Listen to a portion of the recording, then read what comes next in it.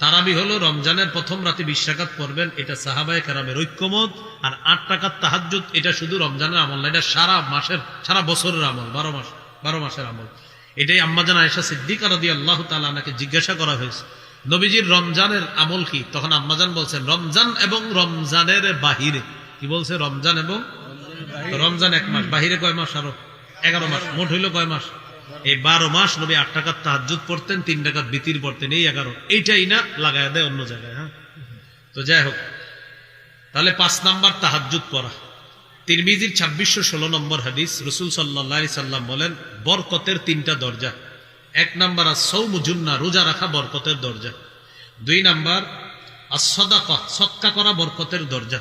সদকা এমন একটা ইবাদত, তুতফিউল খাতিআতা কামা ইউতফিউল মাউন নার, পানি যেমন আগুনকে নিভিয়ে দেয়, সদকা গুনাহগুলোকে ধুয়ে মুছে সাফ করে দেয়। 3 নাম্বার ওয়া সালাতুর রাজুলি মিন জাওফিল লাইল, রাতের বেলা তাহাজ্জুদ পড়া। এই 3টা ইবাদত বাড়াবেন। দেখেন আমাদের কারো অনেকের ঘরে বরকত থাকে না, অনেক সময় টাকা পয়সার অভাব, আপনি 3 ইবাদত বাড়ায় দেন। রোজা রাখেন, নফল রোজা রাখা শুরু করেন। 2 নাম্বার সদকা দেন, 2 টাকা হইলেও সদকা করেন। আর 3 নাম্বার আপনি তাহাজ্জুদ নামাজ পড়েন, আল্লাহ তৌফিক দান করেন। 6 নাম্বার রমজানের ইবাদত, তাহাজ্জুদ পড়ার পর সাহরি খাবেন। এখন সাহরি খাওয়ার পরেও কিন্তু তাহাজ্জুদ করতে পারবেন। আমি আগে বুঝাই, একটু আমার সাথে বলেন তাহাজ্জুদের সম্পর্ক সময়ের সাথে, খাবারের সাথে না। আপনি সাহরি খাওয়ার পরে যদি দেখেন এখনো 30 মিনিট আছে, তাহাজ্জুদ পড়েন, কোনো সমস্যা নেই, হ্যাঁ, পড়া যাবে। তাহলে সাহরি খাওয়া 6 নাম্বার আমল।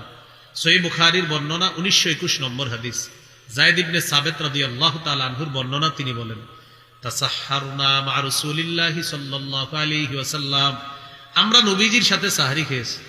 1923 নম্বর হাদিস বুখারীর, ক্বালা রাসূলুল্লাহি সাল্লাল্লাহু আলাইহি ওয়াসাল্লাম তাসাহহারু, তোমরা সাহরি খাও, ফা ইন্না ফিস সাহুরি বারাকাতান, সাহরির মধ্যে বরকত আছে। তাহলে 6 নাম্বার আমল হলো সাহরি খাওয়া। আরেকটা কথা, সাহরিতে খেজুর খাবেন। খেজুর 12 মাস খাওয়ার চেষ্টা করবেন। প্রতিদিন সকালে খালি পেটে 7টা খেজুর খান।